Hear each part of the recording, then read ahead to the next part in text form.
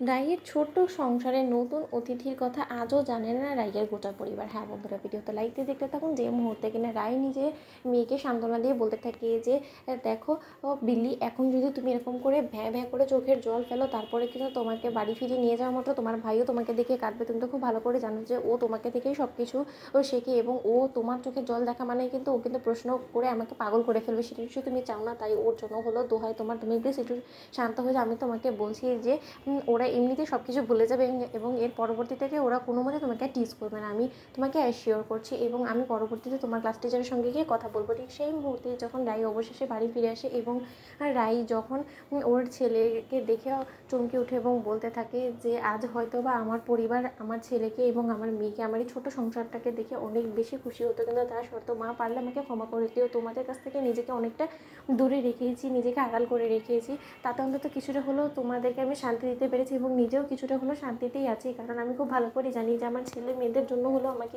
এই লড়াইটা চালিয়ে যেতে হবে। কারণ আর যাই হোক না কেন, সেই অস্বস্তিকর পরিবেশ এবং সেই অশান্তির মধ্যে যদি আমি আমার ছেলে মেয়েকে নিয়ে সেখানে পড়ে থাকতাম, তাহলে হয়তো বা তারা সেই অনির্বাণ সেনের সেই কুৎসিত নোংরা মন মানসিকতা দেখে তারাও হয়তো বা এক পর্যায়ে বিরক্ত হয়ে উঠতো, এবং তাদের এর বাবার কাছ থেকে এইসব উল্টোপাল্টা শিক্ষা পেয়ে আমি কোনো মতেই আমার ছেলে মেয়েদেরকে মানুষের মতো মানুষ করতে পারতাম না।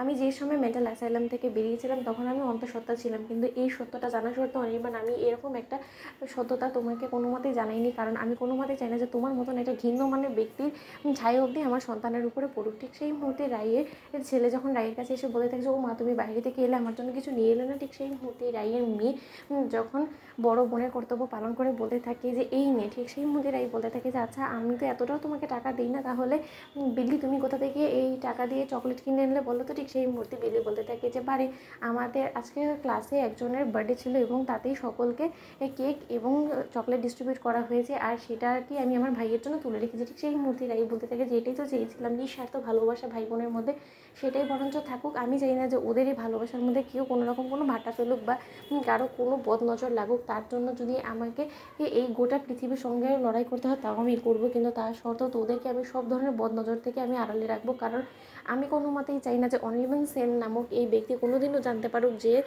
তার এবং আমার আরেকটা সন্তান আছে। অন্যদিকে যখন অনির্বাণ বলতে থাকে যে মা, আমি খুব শীঘ্রই শিলিগুড়ি যাওয়ার কথা ভাবছি, কারণ সেখানে আমার একটা আর্জেন্ট মিটিং আছে, এবং সেখান থেকে ফিরতে ফিরতে আমার 2-4 দিন লেগে যেতে পারে। তাই পেছন দিক থেকে তুমি সব কিছু সামলে নিও, এবং আমাকে বারবার করে ফোন করে বিরক্ত করো না। ঠিক সেই মুহূর্তে অনির্বাণের মা বলতে থাকে যে হ্যাঁ, সেই করো, তুমি তোমার বিজনেসের প্রতি এতটাই মনোযোগী, এতটাই ঝোঁক দিয়ে দাও যে যার ফলে কিনা তুমি তোমার জীবনটাকে উচ্ছন্নে পাঠিয়ে দাও।